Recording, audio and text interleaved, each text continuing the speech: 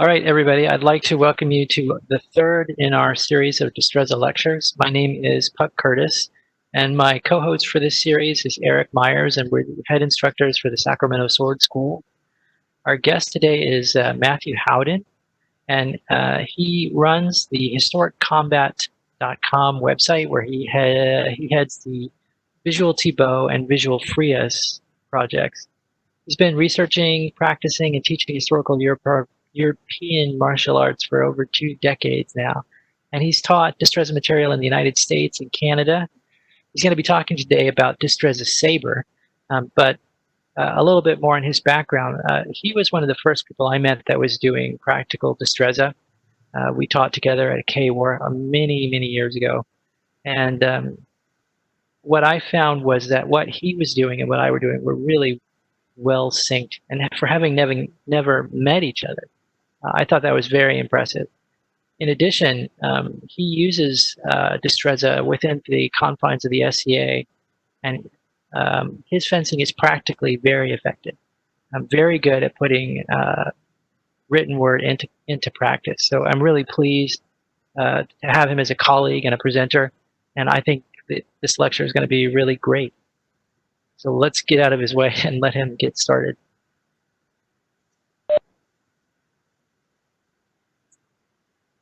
Right, thanks, Buck. So just a minute here, I'm going to go ahead and throw up my somewhat pompous slide presentation for all of the visual material here. Let me see here.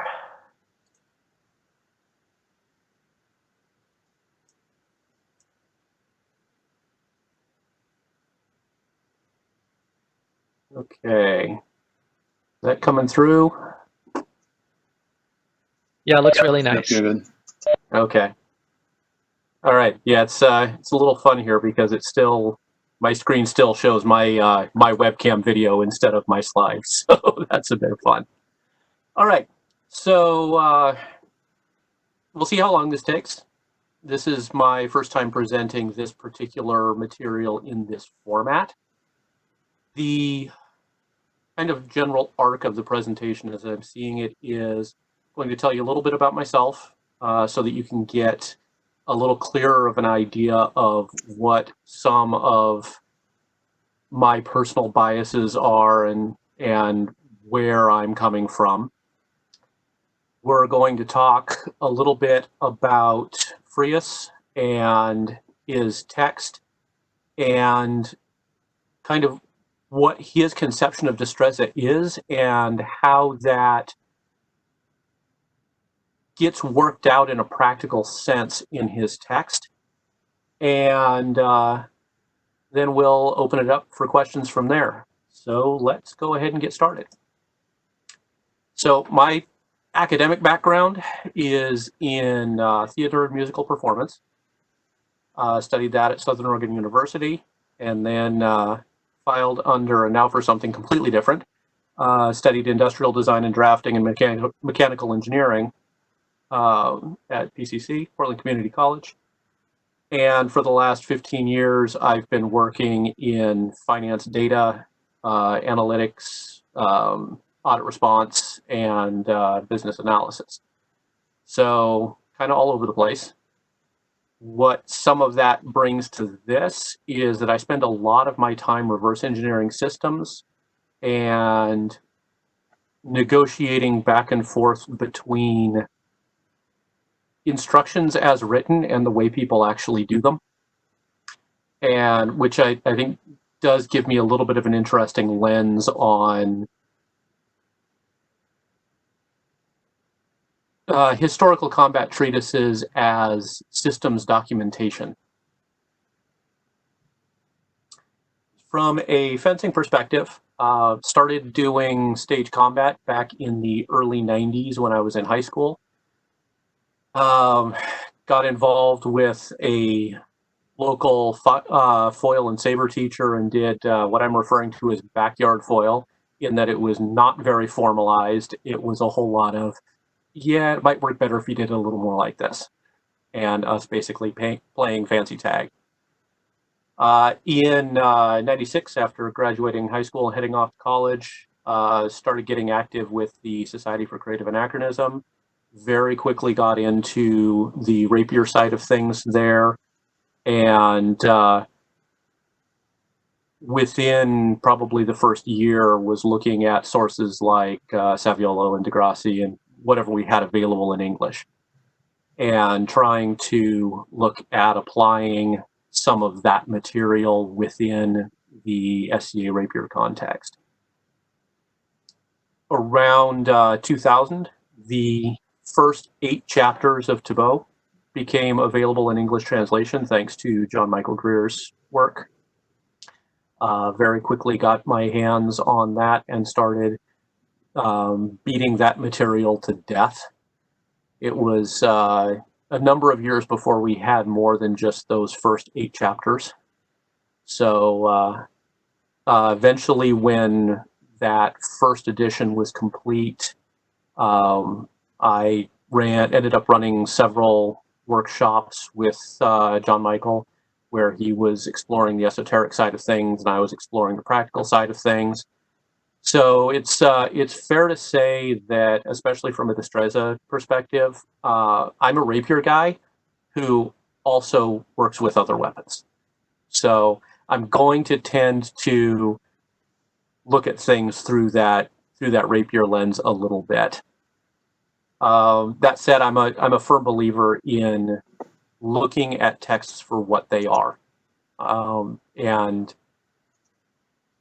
coming in, reading the words, trying to find what it is that the author is actually putting on the page, as opposed to coming in with a fill-in-the-blanks questionnaire and looking for, hunting through the book for the answers to the questions I think ought to be asked. So in 2003, got involved with the Tattershall School of Defense. We had a Portland, Vancouver branch. I'm in Portland, Oregon, by the way. And worked with that for a few years. And then in 2007, took on a role as one of the lead instructors at Academia Duellatoria.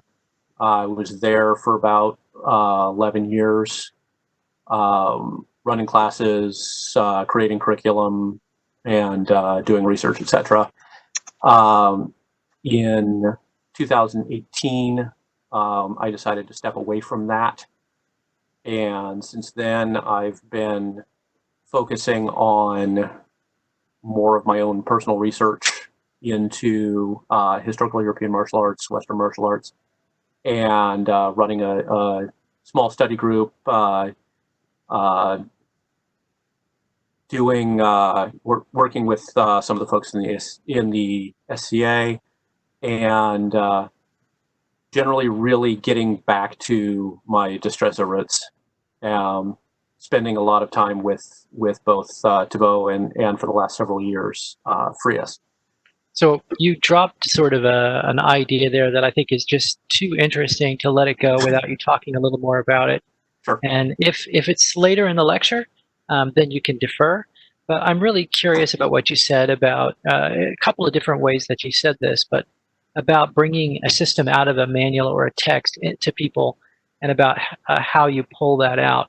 So can you talk about that a little bit? Maybe like give me an example of how that can go wrong and sort of the guidelines that you use to do that.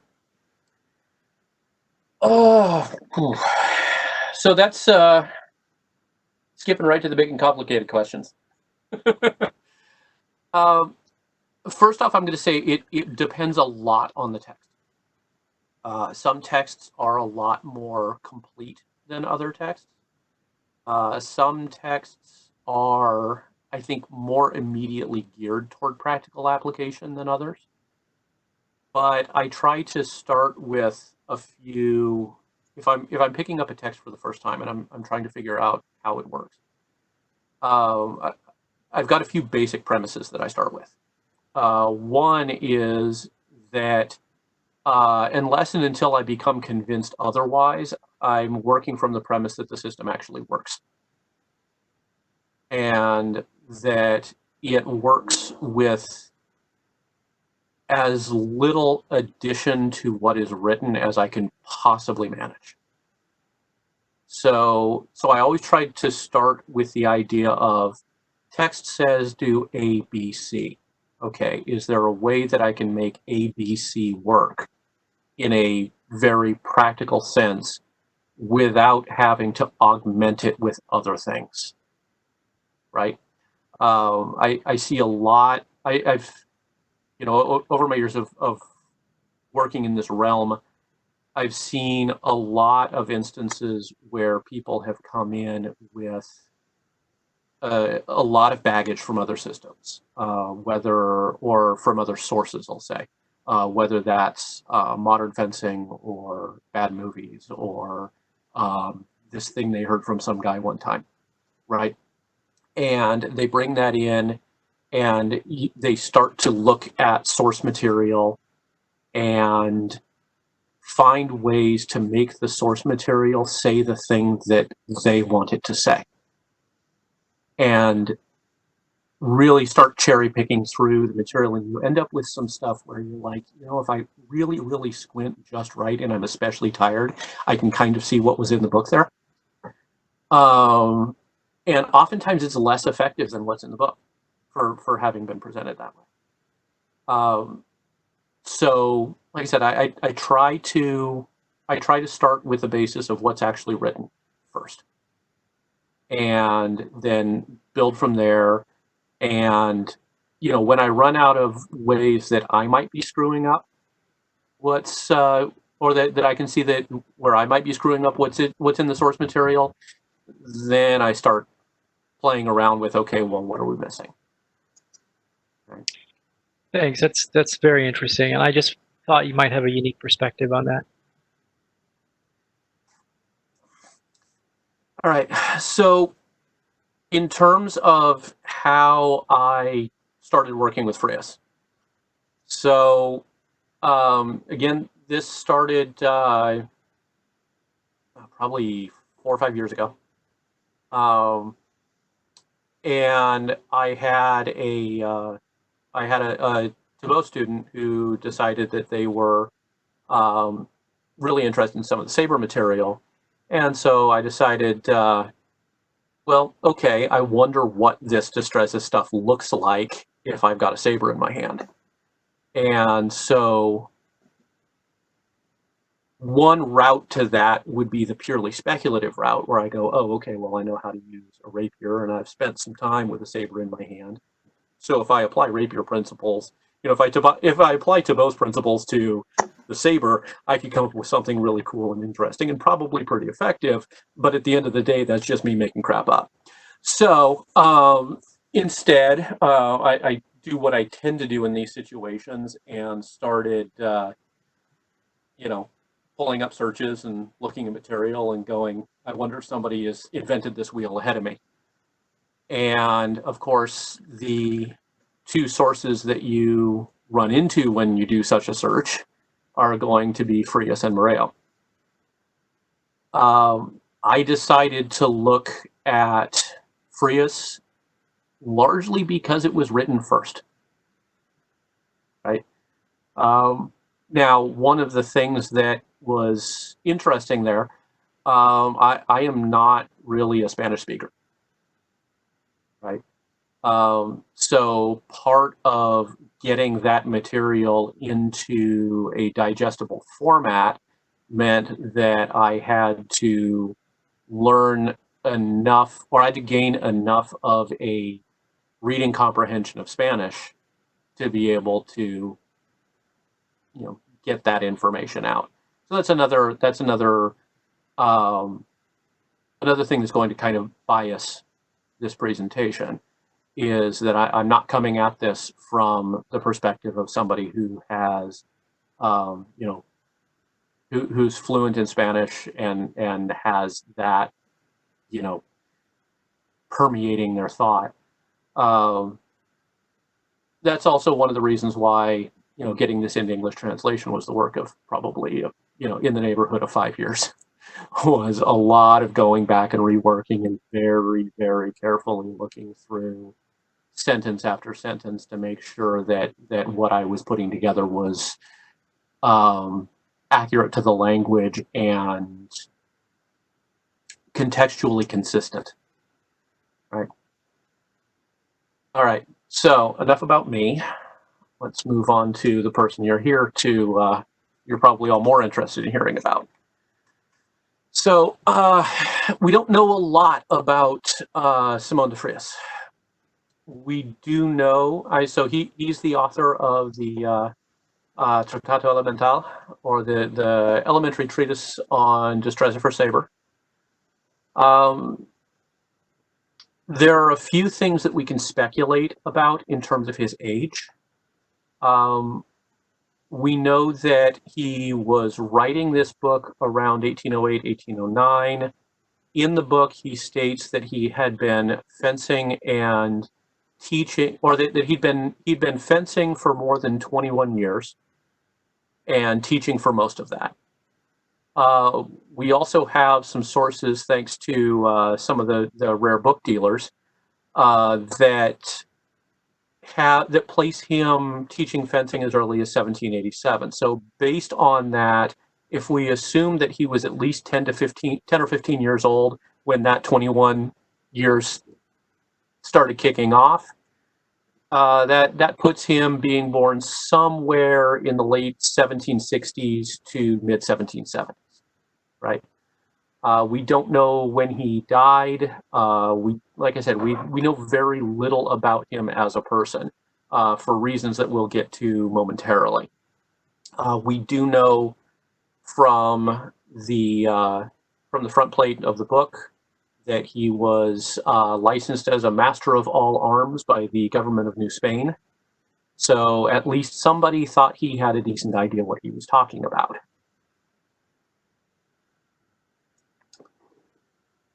So the book itself, the cover states that the book was published 1809. It turns out it was actually published in August of 1810. It is generally considered to be the first fencing book published in Mexico.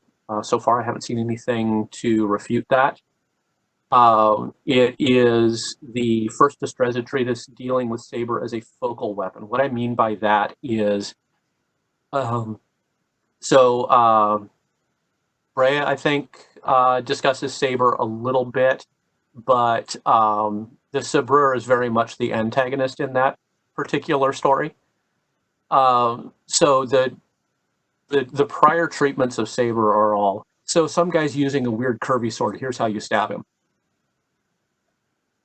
Frias, this was actually one of Frias's motivations, or stated motivations for writing this book, is that he didn't feel that saber had been given a good treatment, and that it being a weapon in very common use and very compatible with Destreza principles, that that somebody ought to write about it, and since nobody else is doing it, he might as well.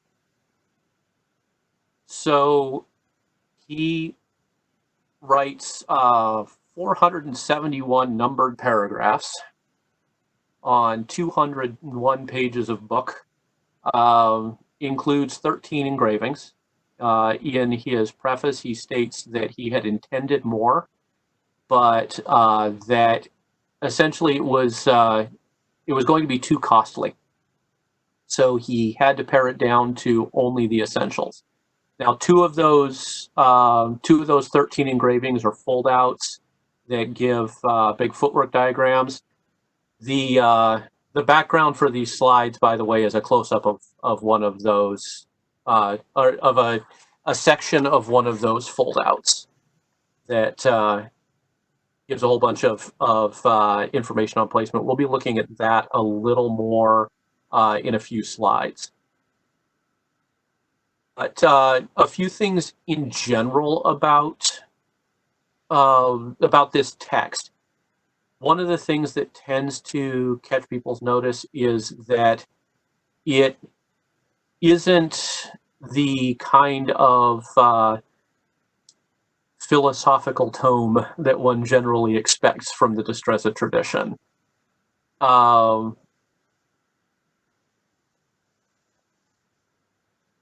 Frias's bent on this is much more practical, and the presentation looks a lot more like what you would expect from a classical fencing treatise from any other school, where we're going to be seeing numbered guards and numbered thrusts and a lot of progressions of practical exercise.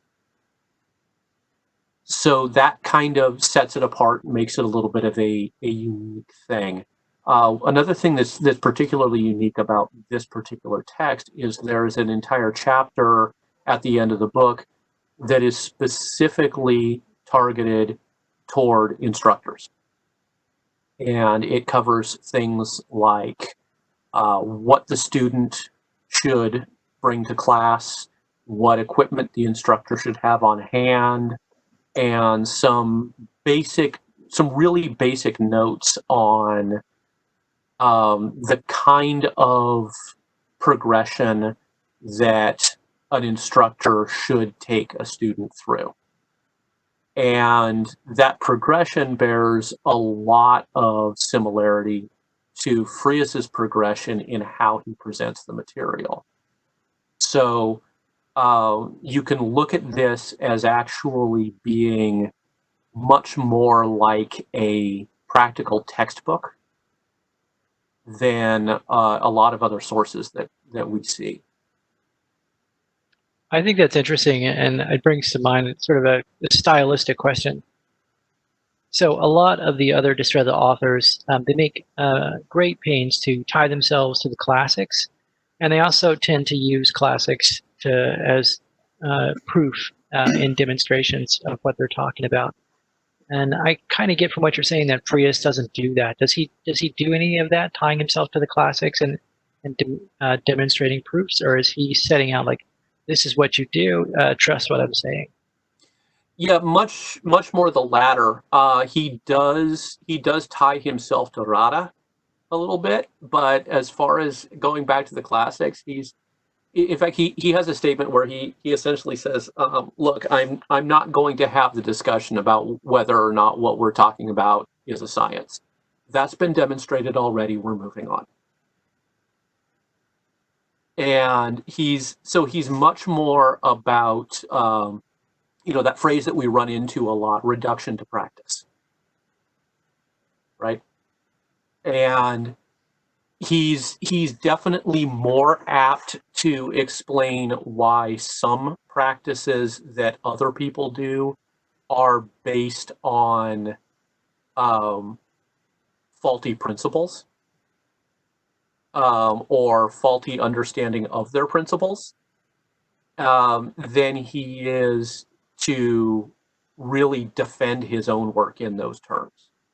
He's much more likely to make a fairly generic statement that says, look, do it this way because it works. It's been proven by people who know a lot more about this subject than you and I.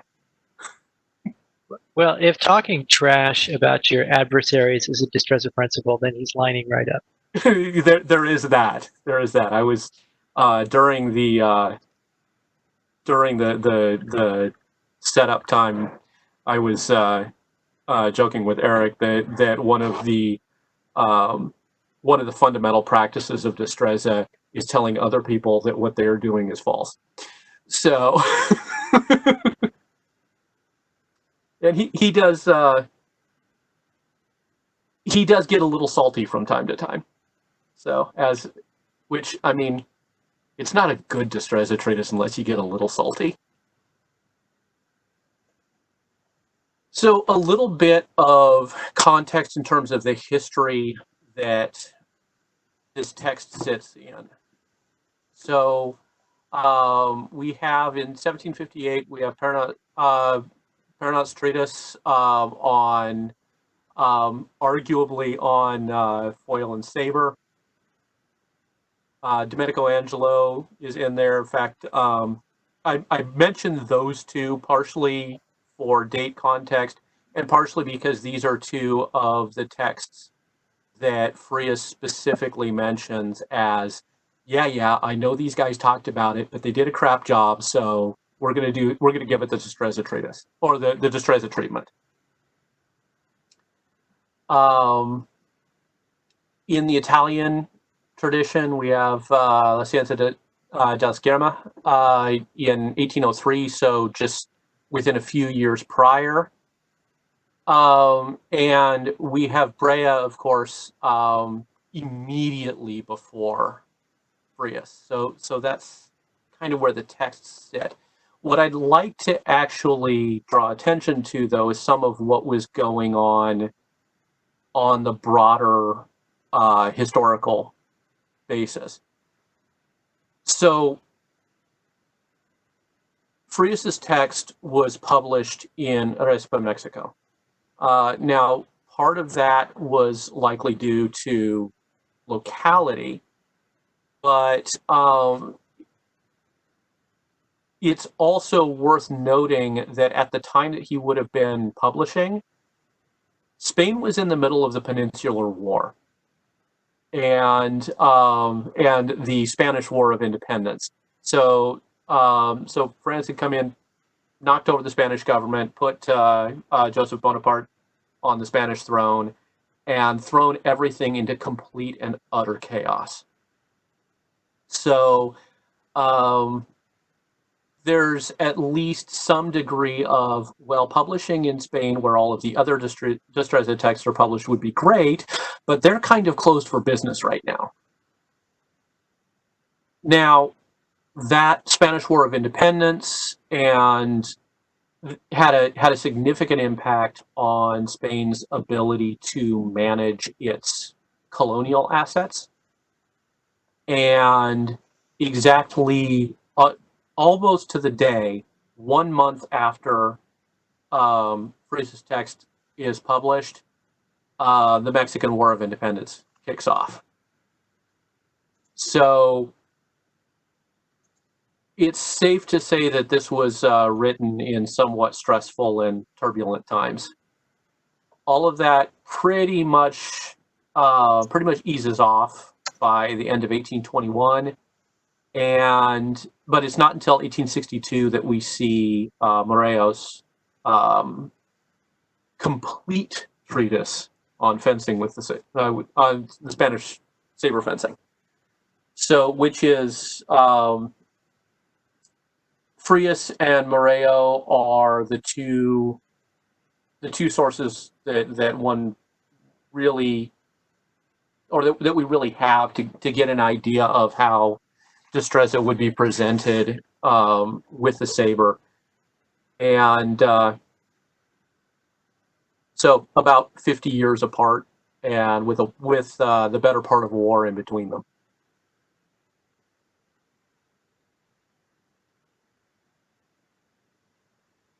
All right. So Frias definitely does assert that what he is doing is verdadera destreza. Right. One of the things that we have that I think it bears asking, though, is when an author says, "I am part of X tradition," I think it bears asking that author, okay, so what does that mean to you? Right, to the degree that we're able. So a few of the things that Frias specifically calls out over the course of his text in terms of what does it mean to be true Destreza. First, what you're doing has to be based on universal principles, although it can be variable in specific applications. When he talks about taking the saber against the rapier or the foil, one of the comments that he makes, and yes, I am going to paraphrase here, is along the lines of, so if you take the idea of science, science doesn't change just because of the language you use to discuss it. right? Um, so basically, a Spaniard talking science and an Italian talking science and a German talking science, they're all talking the same basic principles. The language they use doesn't change that. But when we talk about the science of arms, there is one science of arms, but the way that it is applied is subject to the particularities of the weapon, right? And you must understand those particularities in order for your application of the science to be true, right? So if I pick up a different weapon and the way that I fight doesn't change, then I've probably misunderstood how to fight. Okay, so That's really interesting. We've got a question or sort of a comment from the gallery. Does the author connect himself? He said he ties to Rada, yes. and Rada ties to Pacheco. That puts him in the Pachacista line. But this slide looks more Karensign in a lot of ways. Does he make a choice between the Pachacista school and the Karensign school? He is silent on that point. So the next thing is that it must be founded on good and proven principles. This one actually kind of ties to the next point about that it has to be reducible to practice, right?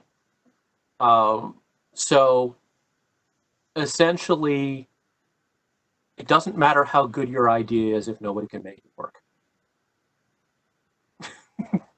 right? Security must come from knowledge and skill more than passion and athleticism. Frias does have some particular salt to throw on the subject of people who rely on being really athletic and aggressive in order to get the touch. He is not kind. He's hilarious, but he's not kind. And one of the key elements that I think Frias is especially vocal on is that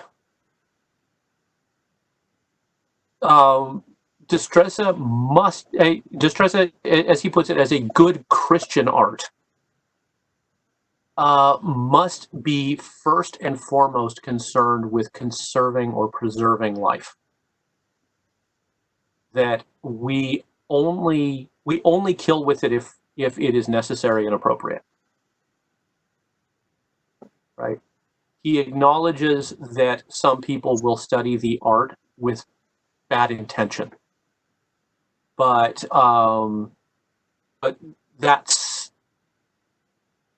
that the core of the art is in how we can keep people alive longer, right? We'll be touching on that again later. So I am going to be presenting some of Frias's material outside of the order that he presents it in. Partially because sitting here and just going over exercise after exercise after exercise is going to lose the luster of fascination quite rapidly. So let's talk a little bit about the weapon that's being used. Frias' Saber, as you can probably see from the slide here, is rather a fierce-looking implement. Frias does let us know that all of his measurements are relative to the fencer, right? They're based on the height, and he also makes a comment about how the corpulence of the body will also affect the measurements of the sword, but he doesn't go into any detail whatsoever as to how. But yeah, he's got the first thing to note is that this blade has a very aggressive curve, right? So for a 6 foot tall user, this is going to be a good 3 feet of blade. Now he gives this all in Castilian units. So when he says 6 feet, he actually means about 5'6", somewhere in there. But since I'm around 6 feet, whatever. I just do direct conversion for me. The curve is about 1.5 to 2 inches of displacement. So if you look at where the letter H is on that diagram, that line goes from the base of the blade to the point. The offset on that is about 1.5 to 2 inches. The section from Y to J and J to G, that is sharp, right? He says that that is for delivering cuts, and it's also meant to strengthen the cuts you deliver with the true edge. Those false edge cuts or counter edge cuts are a fairly essential aspect of his system. He's also got over here at C, he's got a bit of a curved quillin here. And then the guard is nice and solid so you can't thrust through it. And has the knuckle bow and a few sweeps off of it. Right? So this is a sword that means business. What we don't know, we do know that it's meant to be a fullard blade. We don't know how broad the blade is. We don't know how heavy the blade is. So far, I am not aware of any extant examples that are a close match for the saber that Frias describes. Although in his descriptions of how to buy one, he goes into rather excruciating detail on, for example, how you should proof the blade and things like making sure that they cold set or that they cold peened the tang instead of hot peening it, and things like that. So it gives the impression of something that you could just go down to a shop and buy. The way that he tends to use it with the way that he engages the body with a lot of movements does suggest that this might handle a little closer to some of the, like your 1796 British military saber and things like that, a little more on the oops, I swung a little harder than I meant to, your arms over there kind of saber. So Frias is also very emphatic about the fact that training sabers must be curved. He's not a big fan of training with batons. He says that having the curve in the saber is absolutely essential to learning the art correctly. We have a question from the gallery about this. Yeah. So as far as a modern manufacturer who makes a training weapon that would be a good analog for this, do you have any recommendations? I haven't gotten my hands on any of the heavier Castile sabers in a while. I'm guessing they would probably be pretty appropriate. I'm making do with some of the cold steel blades mounted up on a custom hilt. But no, I'm not aware of a training saber that's definitely a good match, and that's not something I've pushed really hard just because before I start pushing for a good simulator to be made, I'd really like to get my hands on something something that's comparable in extent so that we can make sure that it's actually a reasonable simulator and not just making stuff up.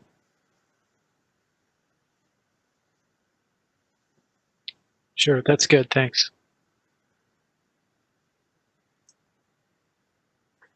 All right. So as I hinted at earlier, one of the sections that Frias has is a chapter on how to face the sword or the foil with a saber. And where this is useful is in looking at how he talks about the differences between the weapons and their capabilities. Here we have a variant of that Frias quote, where he says, although the exercise of weapons is infallible by reason of its foundations, it is at the same time very changeable because of the instruments that we use. So this is a point that he makes several times in several places. So the sword, he appears to be talking about something along the lines of, a lightweight cup hilt rapier, or a cup hilt rapier of some weight anyway. He says that its guard is better for defense, requiring only small movements of the hand, partially because of the size of the shell and the length of the quillins. It has a longer reach. This makes it easier to deliver timed blows. So timed blow, in Frias's parlance, is any blow that's delivered while the opponent is forming their attack. So he distinguishes between movements of formation and movements of execution. This is not an atypical type of distinction. Says that essentially the movement of execution is when you make the straight line action that causes your weapon to strike your opponent. The movement of formation is everything up to that point. Does he use formation as that term, or is it dispositive? He uses formation. Okay. Yeah, he uses formation and execution. And so those timed blows are generally, there's two places where timed blows show up. One is anytime you hit them during the movement of their formation, or if they execute in a way that leaves them uncovered, and you can simply move off the line and pop them with the sword. So with the longer reach, the sword has better access to timed blows. In terms of weaknesses, he says that the sword isn't very well set up for striking with the counter edge, and the people who use the sword don't tend to practice it, so you don't really have to worry as much about it. The saber, having a shorter blade, the sabreur has to be a little more active in getting in and out of measure. The curved blade gives better strength in cuts, and it also gives more to go around when you're guarding. So it guards its space more effectively than a straight blade. He doesn't go into much detail as far as how that works, but it starts to inform some of the shape of the guards that we'll be seeing in a little bit. And of course, the saber makes better use of the counter edge. I also made a note here. This goes back to a little bit of the description of the weapon itself, where Frias definitely talks about the foil being lighter than the saber or the sword. He does not talk about the saber being lighter than the sword. So that may or may not give us a clue as to the weight of the saber.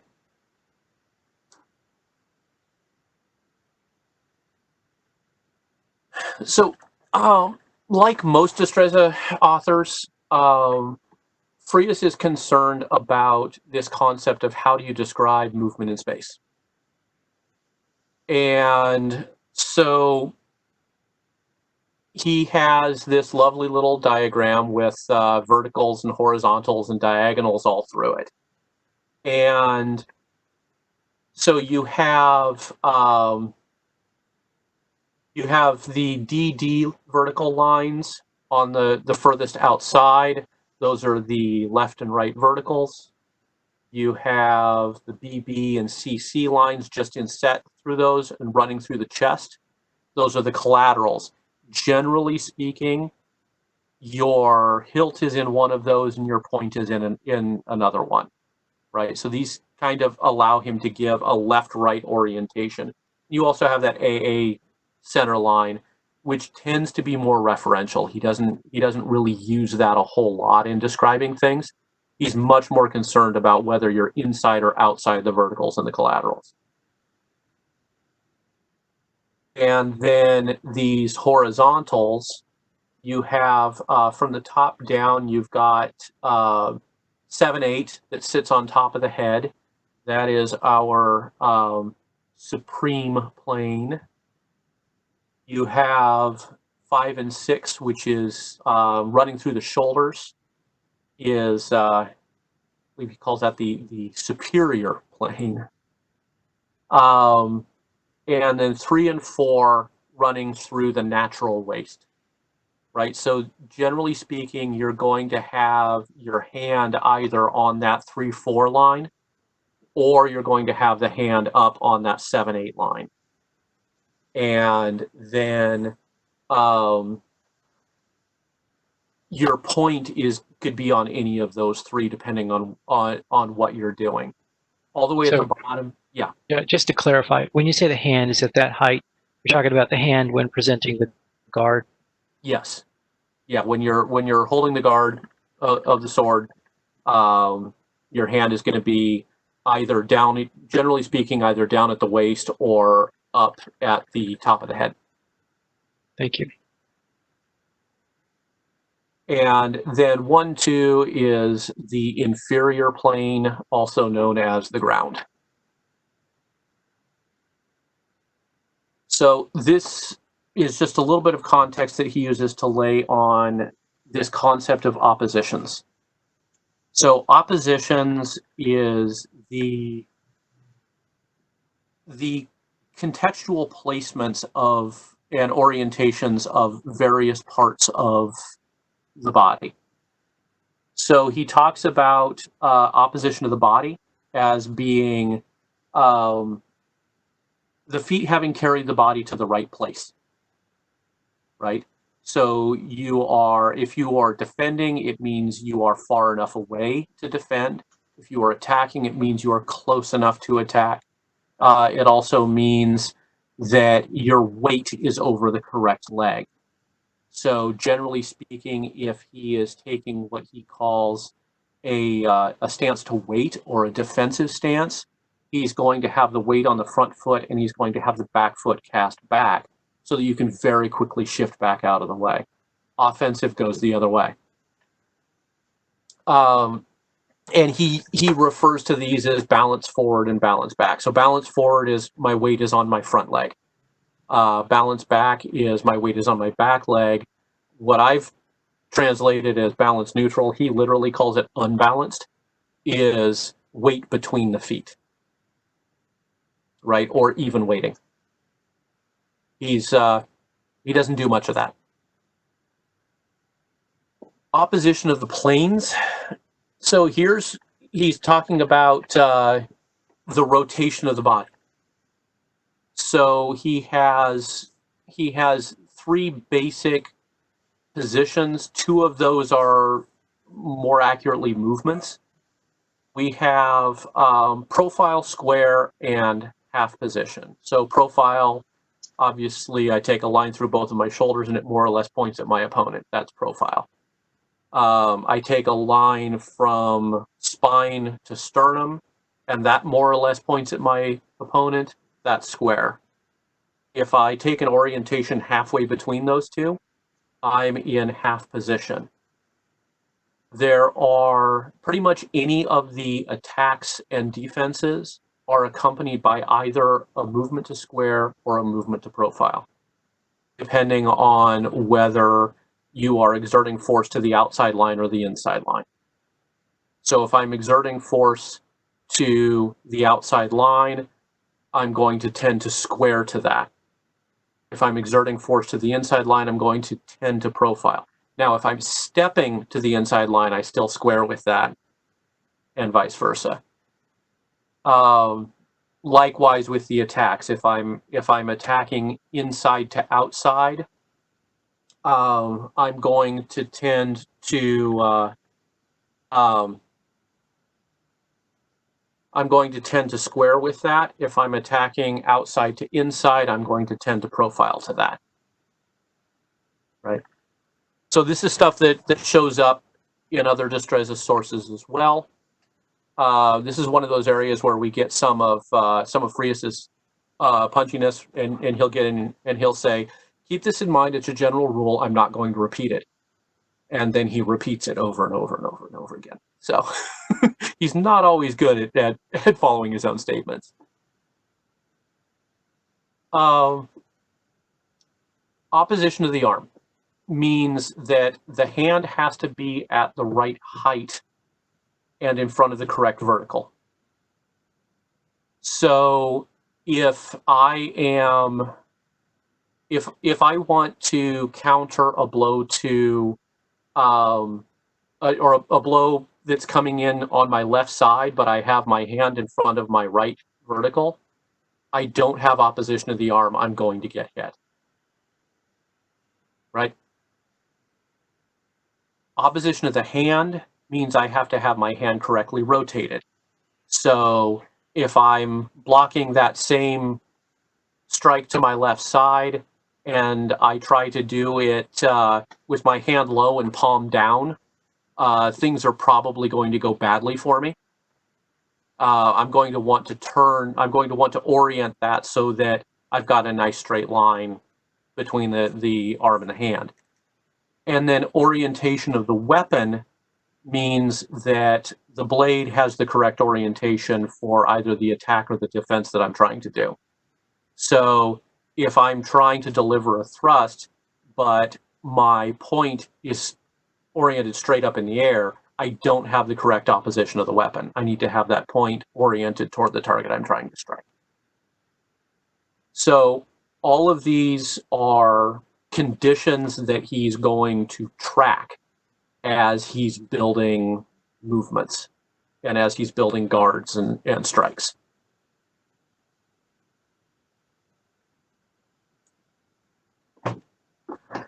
So we talked a little bit about movement and movement of the feet. And so we can see here a little bit of how he lays out the orientation of the feet. His initial presentation, he acknowledges that movement is more complex than this, but he presents this as really fairly simple static exercises. And this is a theme that he comes back to a lot because in order to preserve the clarity of the text, he's chosen to reduce the complexity of the text. Right? Now, what I really... get back. Just a minute here. All right. No reading ahead. So we have... and this is fairly cropped, but we have up at the top, we have the opponent's circle. Down on A, we have our circle. And we have that first circle out, which is 2.5 feet out from the center, is the circle that our feet move to when we're taking our basic stance. Now, Frias reckons distance based on the position of the front foot and where the weight is. So you move to a distance, you don't dispose yourself for a distance, right? Now we see the sets of circles that are radiating out from circle Q. And here's where we're going to get some fairly familiar material, but presented in a slightly different way from other sources. So we have that first circle that we come up to. So it's the third one out from Q. It's the closest to A that isn't touching A. All right, does that make sense? This is the first of two of his offensive measures or his proporcionados, right? So the A and Q are his medios de proporción. The next two in there are both proporcionados. The first one that we get to is the proporcionado for the thrust. The second is the proporcionado for the cut, right? So he's saying, depending on which kind of strike we're doing, we have to be positioned at a different measure from the opponent's body. Just to clarify, when you say the first circle that we need to be, the first circle is for the thrust. I think what he's saying there, and help me if I'm wrong, is that you can be a little farther away for thrusting, and to cut you need to be just a little closer to the adversary. Yes, and that difference is about 6 inches. So he wants you about 6 inches closer to cut, right? And then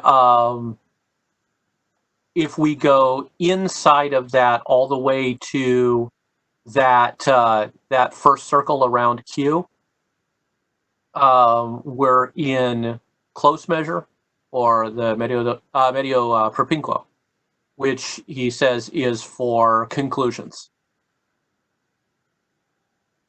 right? Or conclusions and blows of the hand, which are oodles of fun. Ooh la la. Right? So he does rely a lot on basic linear footwork. He's got some interesting terminology for his footwork. In the interest of moving through more material, I'm not going to go too deep into that. But he does tend to do a lot of moving diagonally off the line in order to get in order to essentially steal the new diameter and make his strikes. And I did see a question pop up there real quick. I know I was going to ignore stuff, but about whether he uses the curved steps. Yeah, he does use compasses, and compass is the term that he uses for that. That said, a lot of the steps that he describes, he uses marchas and retiradas. And then just he also uses what he calls he uses the term desplante a fondo, or which is basically a deep step, right? And it's fundamentally a lunge.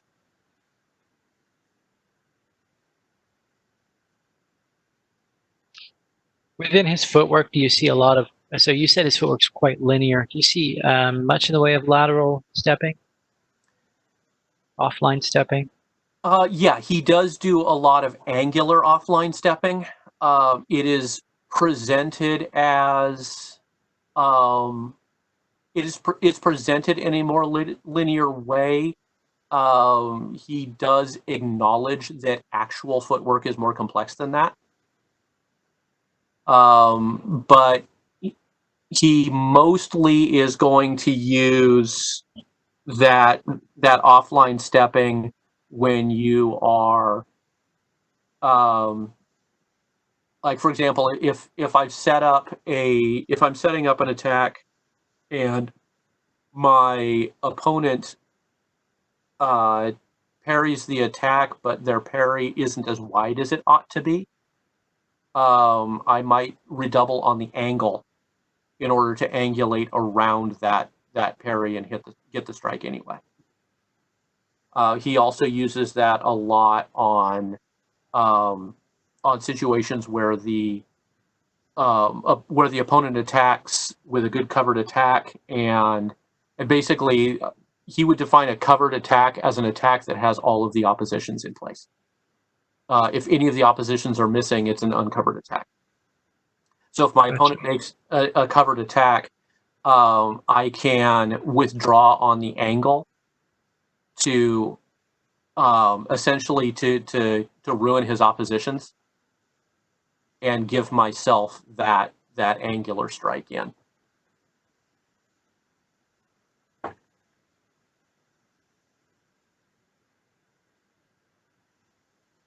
So, talking about attacks, we have 4 basic thrusts that he lays out. I've laid out kind of the bullet points of each one. Essentially, you either have point high, guard low, or point low, guard high. And you have the sword on either the inside or the outside line. Now, in the illustrations, first and third, second and third end up looking more or less identical from the point of view of the person throwing them. The difference being that second comes in below the opponent's guard because their guard is high, and third comes in above their guard because their guard is low. He's pretty much exclusively throwing thrusts to the chest and the face. We do see some cuts to other areas, but he's predominantly hitting face and chest when he's throwing thrusts. Thrusts are his preferred attack, which is kind of interesting for such a big, gnarly, ridiculously curved saber. But he does love his thrusts. Cuts, the language here gets really familiar. We've got our tajo and our revés, our medio tajo and our medio revés. The distinction between a full cut or reverse and a half cut or reverse is whether or not the movement of formation carries the sword across the center axis. So if my sword is on the left side and I cut left to right, then it is half. It's medio. If my sword starts on the left side and I take my formation and cut right to left, it's full.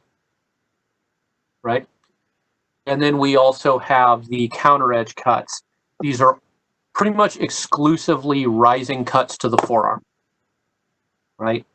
And they are they're pretty well exclusively done with an immediate movement out of measure, right? So I've done something to draw my opponent's arm over to the side. I drop my sword down and slam that counter edge up through their forearm and jump back. Right? He has a step a series of steps that he calls saltos, that are meant to carry you fully out of measure.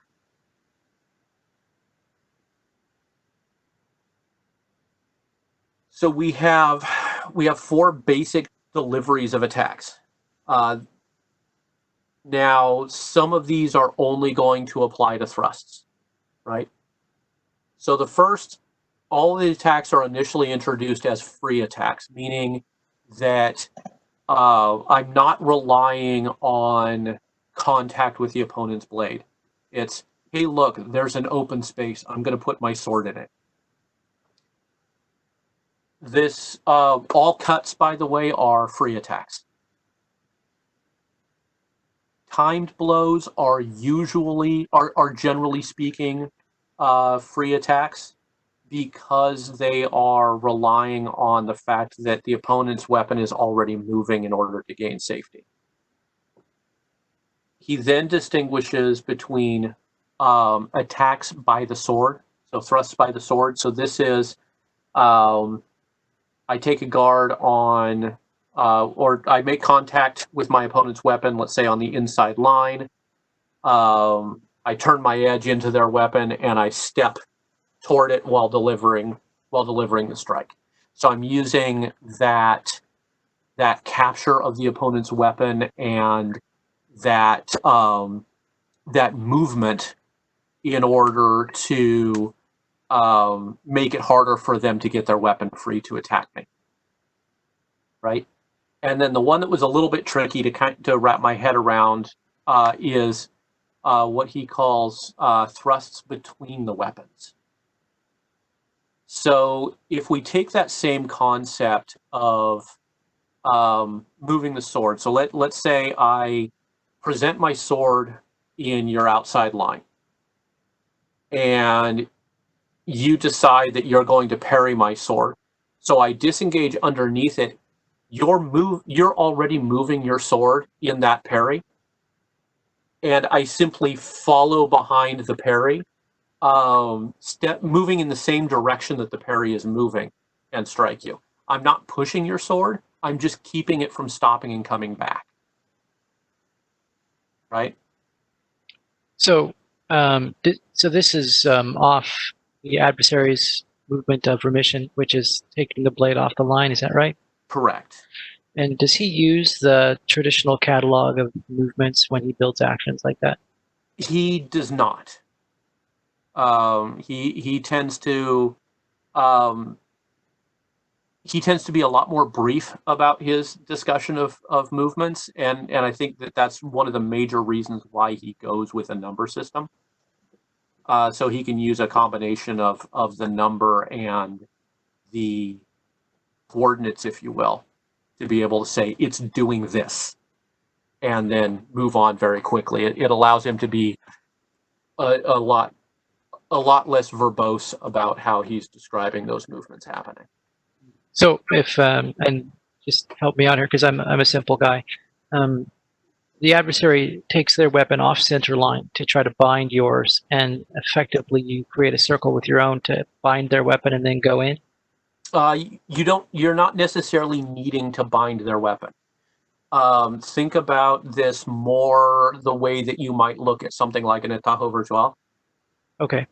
Right? Yeah. Where I am occupying the space that the weapon would need to pass through in order to come back to me.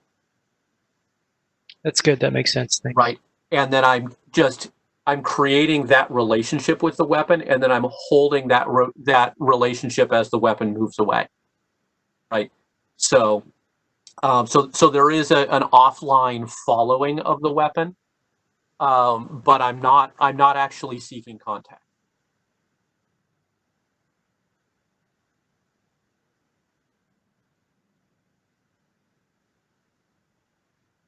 So this brings us to guards. As you can see by the slide that's up here right now, these guards don't look a whole lot like what we generally expect from Destreza. And a lot of this comes down to that curve of the blade, right? If I present a curved weapon in the guard of the right angle, then one of two things is going to happen. Either my point is going to be up in the air and largely out of threat, or if I drop the point, I'm going to create this little angle between the blade and my arm that's going to leave my arm exposed. So he kind of does away with that, and his reference guard is what he calls common guard. And it's this guard where the forearm is held at about the height of the natural waist, and the point is directed essentially at I believe he says at your opponent's mouth, right? And he has these four guards that he calls his first order guards, and this distinction is, think of a parent-child relationship here, right? Where these four guards, third, fourth, fifth, and sixth, are the parent guards that any other subsequent guards are derived from. And I think a really good way to look at this, especially given that we know that he was a bit of a Rada fanboy, is to think of these as the positions, the sword positions for raras atajos, right? So we have point high, hand low in either the inside fourth or the outside third. And we have point low, hand high in either the outside fifth or the inside sixth, right? And in all of these cases, we have that that point a little further from the center line than the hand is, so that everything creates that slope that returns everything to the hand. And this is because, unlike a lot of the other Saber systems that we see, Frias isn't actually trying to set up the cut. He's trying to set up the thrust. So if you cut at if you cut at my sword, I want your blade to come to my hilt so that I can hit you with a thrust out of it. I don't want it to shed off the point for me to cut. Now, if that's what I've got, I'll take it. But what this means is that where, for example, in a lot of the Italian saber work, if I'm guarding the head, I'm going to tend to take the hand high and the point low into a hanging guard, right? And take that cut and shed it down off of the blade. Frias's guard relationships are exactly reversed. He refers to third and fourth as high guards, and he uses them to guard against any attack above the shoulders. He refers to fifth and sixth as his low guards, and he uses those to deal with any attack below the shoulders, at least in an ideal situation. Right. I did see a question about whether or not there's a first and second. There is. They're second order guards. I really couldn't tell you where he got his numbering system from. It really kind of looks like when he was trying to put this together, it's evident that he was fairly well read. And it looks to me like he saw somebody else's numbering system and went, that's a good idea, but I don't need these 5 things, so I'm going to throw them away. And now I'm just going to tweak their positions, and it's going to go kind of like this, right? So it's a little bit eclectic. So for the second order guards, we can kind of see a little bit if we look at the guard of fourth. So kind of how this goes. If I take fourth and I raise, so fourth is the high guard covering the inside line. Basically the same role that it has in Italian rapier, right? So if I've got my hand in fourth, so my hand is in front of my left collateral, my point is in front of my left vertical, my hand is about the height of my natural waist. If I raise that hand up in front of my left shoulder, I have high fourth. And that's going to cover situations where essentially where the need to maintain the strong of my blade on the weak of my opponent's blade supersedes the functionality of the pure position, right? Likewise, if I get, let's say we've had that situation where I got drawn to fourth and my opponent wants to cut underneath my blade to give me that counter cut to the forearm, I can pull the elbow back, drop the hand to low fourth, which replaces my forearm with my blade and helps pick up that strike.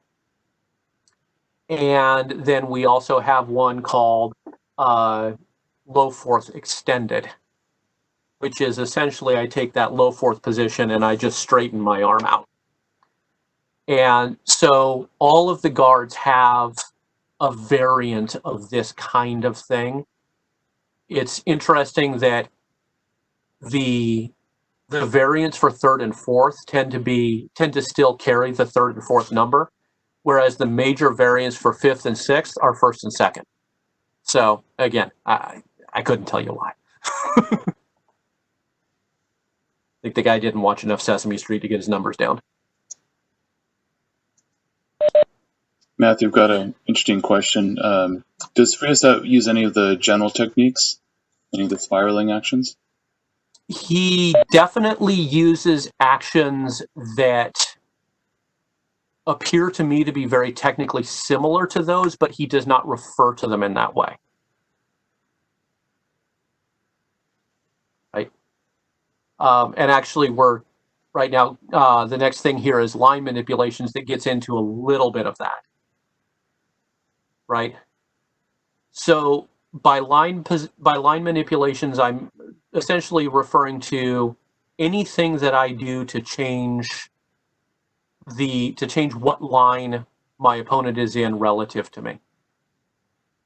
So the first one is going to be, every system has this, freeing by the guard, or good old-fashioned disengage.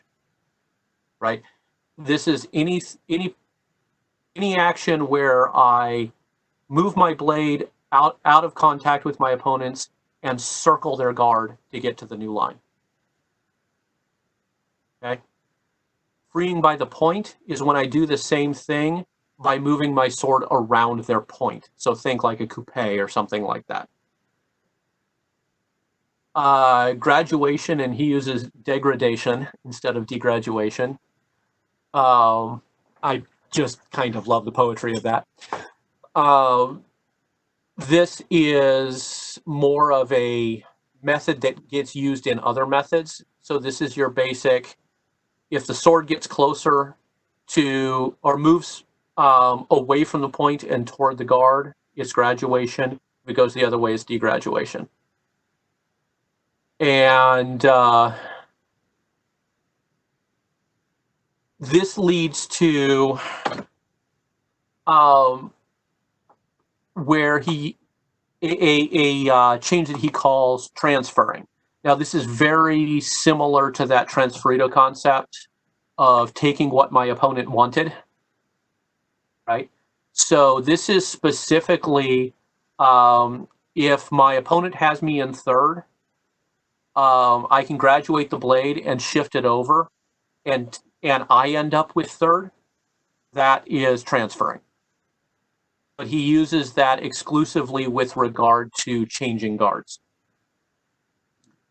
Opposing, as opposed to oppositions, right? This is usually done when my opponent is taking a guard and there may or may not be contact involved yet. So if we take the idea that if two fighters are in the guard of the right angle, neither one of them can move safely. This is taking that concept. So if my opponent takes third, I can oppose in sixth. The blades are more or less parallel, and they don't have a safe path to attack. And there's a limited number of ways that they can attack without me being able to just simply counter time them on their attack. And then the last one is carrying. These are essentially transports, right? So I graduate the blade and then circle the point into the new guard. So this is a diagonal change of line. So I might be going from 4 to 5 or 3 to 6.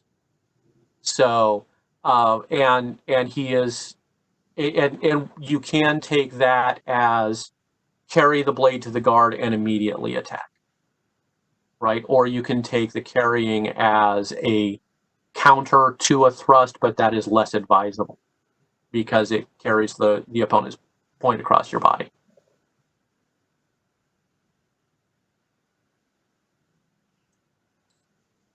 Almost there. So I promised a little bit on escalation of force. So like I said, Frias' fight is primarily defensive. And so we get this idea as he lays out information throughout the course of the book, that there's a fairly clear escalation of force that we can apply to a fight. The best fight is the fight that never happens, right? It's the one that could have happened, but everybody gets talked down and we all, go have the beverage of our choice. The next best fight is the purely defensive fight. And in fact, he says that when choosing how you're going to deal with moving in or moving out, if I feel like after having defended several of my opponent's blows, that if I step out, they might decide that it's not worth coming back in, then that is what I should do, right? So I should defend until they lose spirit, until they lose the spirit for the fight, and decide, you know what, maybe this was a bad idea, at which point I should let them withdraw from the fight, right? Failing that, I should defend myself until my opponent gives me the disposition to disarm them or force a yield. Now, we have the traditional method of conclusions for this, and he is very explicit that the purpose of the conclusion is to make it abundantly clear to my opponent that they have lost the fight, and they just need to figure that out, right? But he also says that in his experience, when people's tempers are up and pride is on the line, a lot of people, this is the point where they do something unpredictably stupid, and they force you to kill them. And so he actually, in this case, he says, if you think you're dealing with somebody like this, I actually recommend what is called a blow of the hand. So think of coming in, taking that posture of a conclusion, but instead of simply grabbing their hilt and putting pressure on it, I'm going to take the palm of the hand. I'm going to take my hand, I'm going to bring it up in front of my chest. I'm going to take the palm of the hand and I'm going to strike down and do a palm strike onto their guard or the back of their hand. And knock the sword out of their hand. Because it's a whole lot harder for them to do something ridiculously stupid if their weapon is across the room. And then finally, if it is necessary and appropriate, then we escalate to wounding or killing the opponent. Right? So, yeah, looks like I used a whole lot of time there. So that's been a pretty big info dump. I think at this point, let's go ahead and turn it over to questions.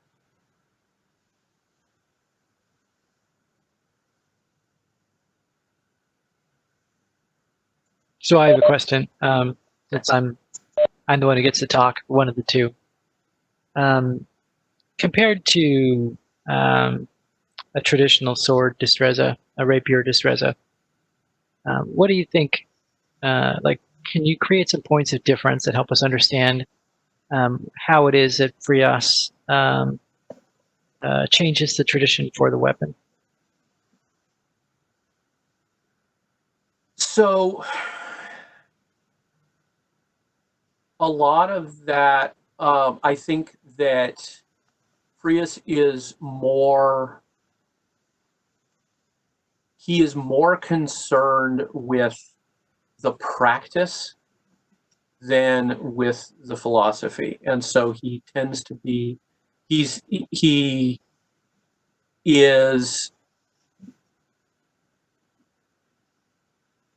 much more, look, do it this way. As far as changing the tradition,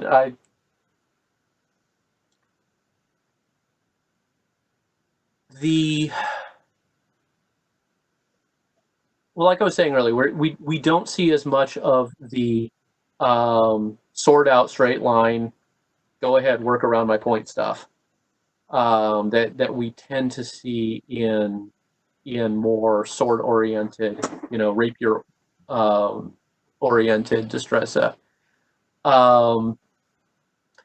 And we tend to see, at least in his presentation, a lot more forward and back. But I think that a lot of that is a little bit of an artificial difference that's brought on by his desire to simplify. Right.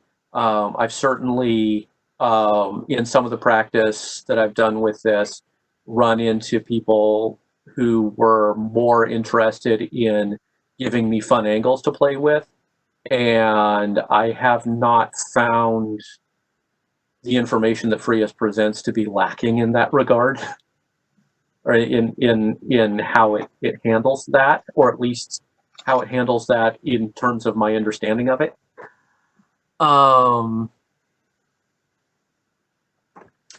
But yeah, I'm not sure if that answers the question or not. I think it does. We've got some other questions coming into the chat now, so I want to pivot to some of those. Sure. Matthew, I have a question. But how does he approach his opponent? Right? Is he trying to cover a line, or is he really trying to just use the in-time actions? What kind of steps? And we're used to so much of, like, a Tahoe and then step in, right? How does he deal with this? Well, so that's going to depend first and foremost on how the opponent is presenting the fight. Frias is going to lean more toward the defensive fight as preferential based on that escalation of force. So if my opponent is willing to come in and make those initial attacks, then Frias is more than happy to let him.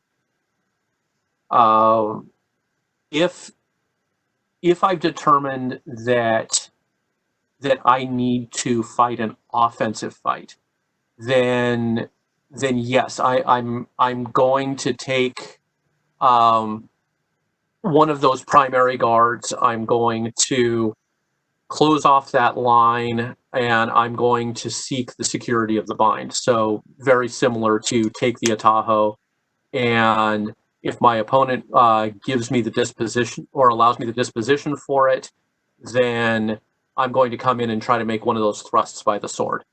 If they don't, then likely their action is defensive. Then I'm going to move towards something like a thrust between the weapons or something like that. But I'm going to take that primary guard aggregation, which Frias is very sparse with the word Ataho. He uses aggregation a lot.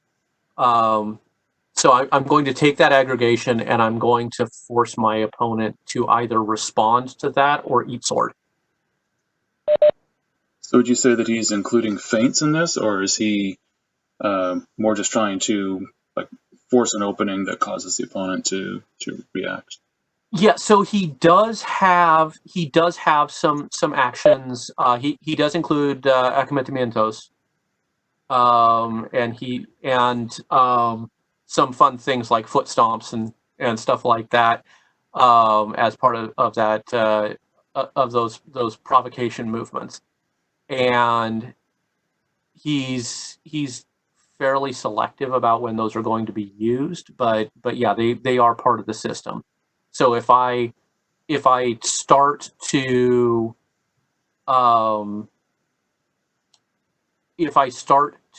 take that position against my opponent's weapon, and they're giving me, kind of a half-assed response to it, I'm going to throw a provocation in there, and get them to actually really commit, so that I can then work against that commitment.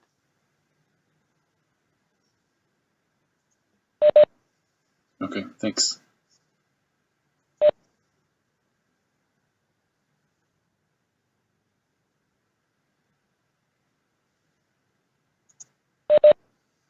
So we've got some other time for some other questions. If people want to type them in here, I think we've asked most of the ones that are put out, or we've got some more time. If people I have a question here. Sure, go ahead. So somebody asks if they know the basics of modern Saber, what stays the same, and let's say what's the same and what's different when it comes to Frias. Well, one of the things that's different is your weapon's going to be a lot heavier. Um, a lot of the modern Saber that I've seen is much more cut oriented. So Frias certainly isn't shy about cuts, but keep in mind that for Frias the thrust is gold, right? And so if I can hit you with a thrust or a cut, I'd rather hit you with a thrust. And so depending on where you got your modern Saber, that may or may not be a change for you. Likewise, since we don't have any of the right-of-way concepts going on here, there's a very definite reliance on having a true security of your opponent's blade before you move in, right? Frias also stipulates that just because things go chaotic really quickly, you should never throw more than 3 actions before you start moving back out. Right? So there's definitely not a lot of really long phrases. Matthew, could you talk a little bit about how he addresses actually fighting the other weapons? Like, how does he talk about the saber versus the sword, or the saber versus the foil, if that was one that he mentioned? Yeah, so saber versus the sword. Basically, it comes down to the idea of moving in and out of their measure very quickly, and really throwing a lot of those counter edge cuts into the forearm, and getting back out of measure very quick. Relying on that curve, which does really, really wicked things against straight-bladed weapons. So would you say that Yeah. he's assuming that they're going to be in right angle, or not necessarily? Is that clear? He's assuming that they are at least going to be passing through the right angle a lot. Okay. So if I come in and so you've got a sword, I've got a saber. I'm going to come in and at least make you think that I'm going to take control of your point. That's going to get your weapon moving a little bit more and get you seeking to get me back out by throwing some of the timed blows and things like that. That's going to expose your forearm to my counter edge shots. And since whenever I'm delivering those counter edge shots, I'm immediately leaping back out of measure. That then keeps everything at that distance where it's a little more, my sword versus your arm. Right.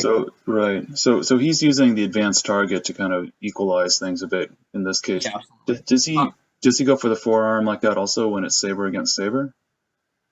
Yeah, he does. If specific, there's a number of combinations where he does that, and it's pretty much a go-to anytime that your opponent parries too wide. It's okay, arm and out. Talking about going against the foil, he warns that the foilists are going to rely a lot on the advanced speed of the weapon because it's really, really light. And so the big thing you want to do, he's going to use more of the provocations against the foil, and he's going to do a lot of timed actions from measure, and really rely on the greater measure of the saber over the foil. So when he's talking about fencing a foil, is he talking about fencing like in a stall, or is he talking about something else that's light, like, I don't know, a small sword? Is he calling that a foil or something? He's not clear on that regard. Because he uses he uses fleuret for foil. I get the impression that he's talking about more, fighting in the Saul and doing demonstration fights and things like that. But he basically covers both of those weapons in one very short chapter. So he doesn't go into a whole lot of detail on that. But it is interesting in terms of seeing, how he discusses the differences. Super, I have thank a you. question. I do have a question for you. So I'm going to bet that you've sort of let the rubber hit the road with this text. When you have done free fencing with it, what have you found that you're able to make it work? That Frias is a genius, or that he's a moron and he doesn't know what he's doing? And what's your experience with the free fencing with this style? My experience is that it was pretty much really effective right from the start. Now, I have to give the caveat there that when you make the move to free fencing, you don't set down all of your baggage from other systems. Sometimes that baggage can be extremely useful. So mileage may vary, but I have found that it's really, really effective and quite fairly easy to implement, actually. Can you give us, without naming any names, why don't you give us an example of a bout that you find memorable?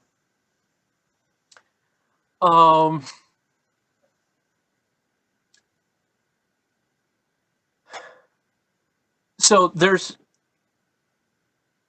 a fun little thing about the curved blade, in that it changes, and I am answering your question here, but giving you backstory first. I didn't hear a completely different question. You're fine. It changes the way you do a disengage, right? So if you think about a straight blade disengage, my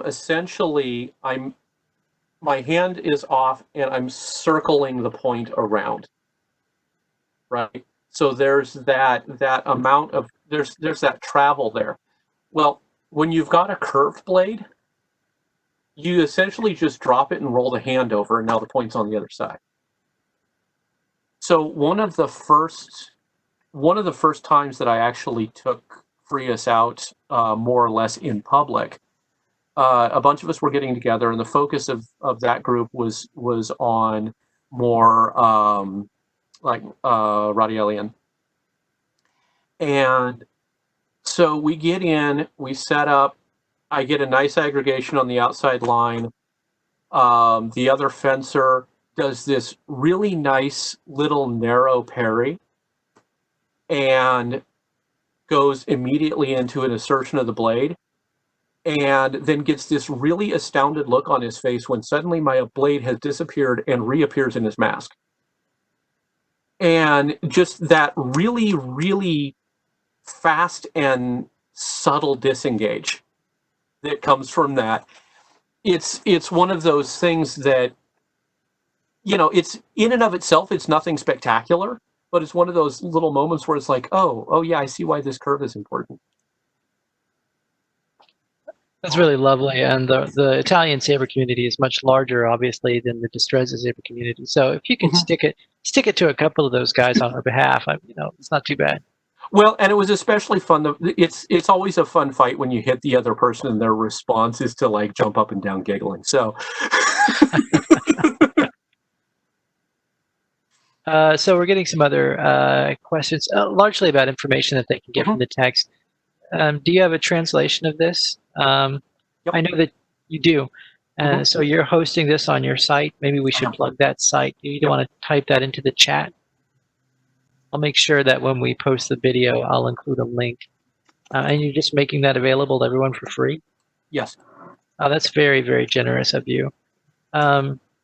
So there are drills in the text, obviously.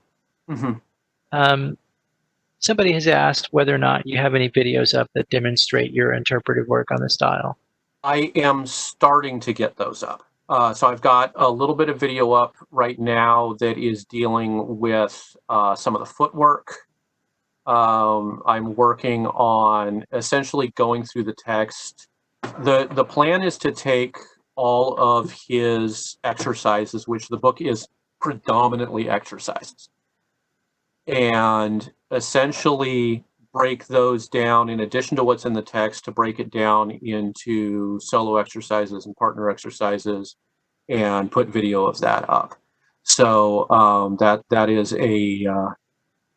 that's very much in process. I went ahead and made the decision after attending this that I wanted to go ahead and make a hard push to get the rest of the interpretation or the translation up. And so I've really been focusing on the text. Got that up last month. That's really great. So I've been focusing on getting the words up there, and getting the text images laid out so that they make sense. And like I said, yeah, the next piece in that whole puzzle and the visual part in Visual Frias is to actually start getting that stuff on film and getting that up for people to see. Have you thought about starting a Destreza Saber group for Facebook? Yeah, I've considered it. There is currently somebody else is managing actually a Simone de Frias Destreza for Saber group that doesn't have a whole lot of activity on it.